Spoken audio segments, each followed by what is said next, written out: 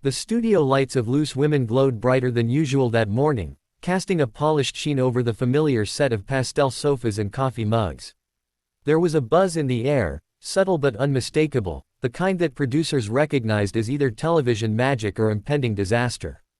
Hugh Grant, British cinema's famously charming yet sharp-tongued leading man, was minutes away from taking his seat. On the panel sat Denise Welch, composed and confident, shuffling her cue cards with a practiced calm. Hugh had agreed to appear on the show to promote his latest film, a romantic drama already stirring awards chatter. But those who knew him well understood that live television, especially unscripted talk shows, were not his natural habitat. Hugh Grant was witty, yes, but also allergic to fluff, evasive questions, and anything that smelled like manufactured outrage. As the countdown began, Denise leaned toward her co-hosts. "Let's keep it light," she said with a half-smile. "He's known for his honesty." The word honesty would soon prove prophetic. 3, 2, 1, the red light blinked on. "Good morning," Denise announced brightly. "Today we're joined by one of Britain's most beloved actors, Hugh Grant." Applause filled the studio as Hugh walked out, offering a polite wave. He wore a tailored navy blazer, open collar, and the faint expression of a man bracing for impact. He shook hands, settled into his seat, and exhaled softly. The opening minutes were smooth. They discussed the film, his co-stars, and the challenges of filming in unpredictable weather. Hugh relaxed, even cracking a self-deprecating joke that earned laughter from the audience. For a moment, it seemed the show would sail along comfortably. Then Denise shifted in her seat. "Hugh," she began, her tone still warm but edged with curiosity, "you've been quite outspoken recently about the media, interviews, even talk shows. You once called them soul-draining. Why agree to come on Loose Women today?" A ripple of unease passed through the studio. Hugh smiled thinly. "Well," he said, choosing his words carefully, "I suppose hope springs eternal. And I was promised tea." Laughter followed, but Hugh's eyes didn't soften. Denise pressed on. "Some people feel your comments come across as dismissive, even arrogant. Do you think that's fair?" The temperature in the room dropped a degree. Hugh leaned back, crossing his arms. "I think it's fair to say I dislike being misquoted, ambushed, or asked questions designed to provoke rather than inform." Denise's smile tightened. "Are you suggesting that's what we do here?" "I'm suggesting," Hugh replied, voice steady, "that it happens more often than people admit." One of the co-hosts attempted to interject, but Denise raised a hand gently, maintaining eye contact with Hugh. "We're known for asking direct questions," she said. "Our viewers expect honesty." "Direct is fine," Hugh shot back. "But there's a difference between honesty and baiting." A murmur spread through the audience. The producer behind the cameras gestured urgently, but the exchange had taken on a life of its own. Denise leaned forward. "Do you feel baited right now?" Hugh paused. The silence stretched, uncomfortable and heavy. "Yes," he said at last. "A little." Gasps echoed. Denise's expression hardened, not angry, but resolute. "I think that's unfair," she said. "We've been respectful." Hugh nodded. "You've been polite." "That's not the same thing." The words landed like a dropped plate. Denise inhaled slowly. "Hugh, with respect, you came on a panel show. Our job is to discuss, to challenge. If that's uncomfortable, then perhaps I shouldn't be here," Hugh finished. The audience went quiet. Denise straightened her notes. "Are you saying you regret coming on?" Hugh glanced toward the exit, then back at Denise. "I'm saying this conversation is heading exactly where I feared it would." A producer's voice crackled faintly through an earpiece. The floor manager signaled wrap it up. But Denise wasn't finished. "Do you often blame others when interviews don't go your way?" she asked. That was the spark. Hugh's composure snapped, not explosively, but decisively. He leaned forward, eyes sharp. "No," he said firmly. "But I do walk away when conversations become disingenuous. And I won't sit here being psychoanalyzed for doing my job." Denise opened her mouth to respond, but Hugh was already standing. "Thank you for having me," he said, voice controlled but cold. "I think this is where I exit." The studio erupted, some applause, some shocked murmurs. Cameras scrambled to adjust as Hugh removed his microphone and placed it neatly on the table. Denise stood as well. "Hugh, please." But he was already walking off set. The red light blinked off. Behind the scenes, chaos followed. Producers whispered furiously, Assistants darted between cables, and Denise returned to her seat, visibly shaken but composed. "Well," she said after a moment, forcing a breath that was unexpected. The show cut to commercial. Backstage, Hugh Grant stood alone in the corridor, jaw clenched, breathing hard. He wasn't angry, he was disappointed.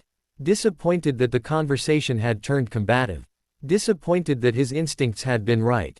A producer approached cautiously. "Mr. Grant, perhaps we can talk."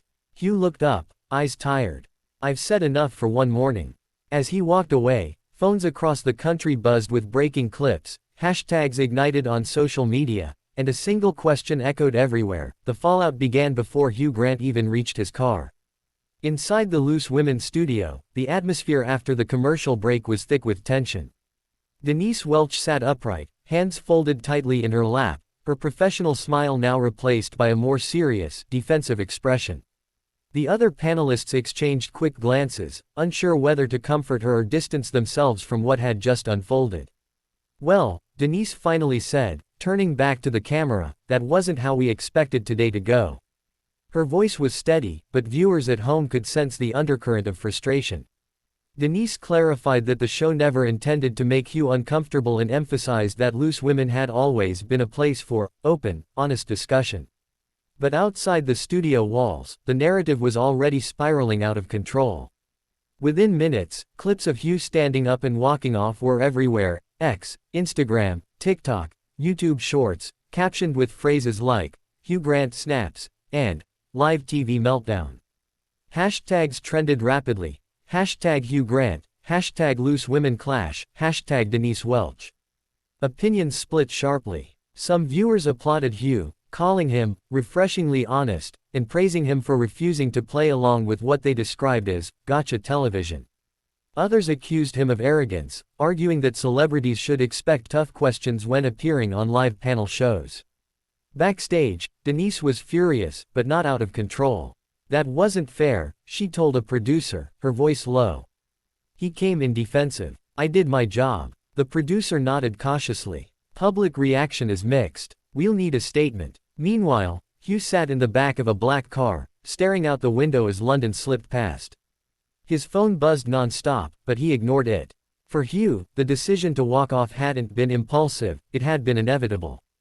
He'd spent decades navigating interviews that twisted his words, reduced his career to scandals, or framed him as a caricature: the awkward Brit, the grumpy intellectual, the reluctant celebrity. Today had felt like more of the same. By midday, Hugh's publicist released a brief statement. Hugh Grant felt the conversation on today's program became confrontational rather than constructive. He chose to leave rather than escalate the situation further. He wishes the panel well. Short, polite, final. Denise, however, wasn't done. The next day, she addressed the incident on air. "I was surprised," she said, looking directly into the camera. "I think Hugh misunderstood our intentions. We weren't attacking him, we were having a discussion. Walking off felt unnecessary." Her words reignited the debate. Entertainment journalists piled in. Former talk show hosts weighed in. Psychologists analyzed body language. Suddenly, the confrontation wasn't just about one interview, it became a referendum on celebrity entitlement, media ethics, and the thin line between accountability and provocation. Then came the twist. 2 days later, Hugh Grant broke his silence in a long-form interview with a respected newspaper, carefully chosen, carefully timed. "I didn't go on Loose Women to be admired," Hugh said. "But I also didn't go on to be dissected as a personality flaw.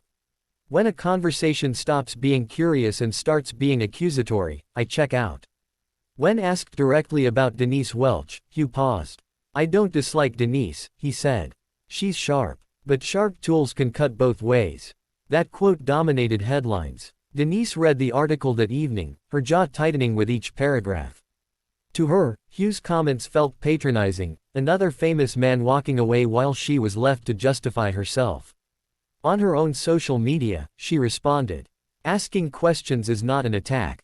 Walking off doesn't make you a victim." The internet exploded again. Fans chose sides with almost tribal loyalty. Some accused Denise of pushing too hard to create viral television. Others argued Hugh had weaponized his status to control the narrative. Behind the scenes, Loose Women producers quietly celebrated the ratings spike, one of the show's highest in months. But the win felt hollow. The panel was divided. Some felt Denise had gone too far. Others believed Hugh had disrespected the format. Weeks later, the dust finally began to settle. At an industry awards event, a reporter asked Hugh if he regretted walking off. He smiled faintly. Not at all. Regret is sitting silently while something feels wrong. Elsewhere, Denise was asked the same question. I regret that the conversation ended that way, she said. But I don't regret asking the questions. Two truths. No reconciliation. The incident became one of those infamous television moments replayed endlessly, an example cited in media training seminars, journalism classes, and celebrity interviews. For Hugh Grant, it reinforced his selective approach to publicity.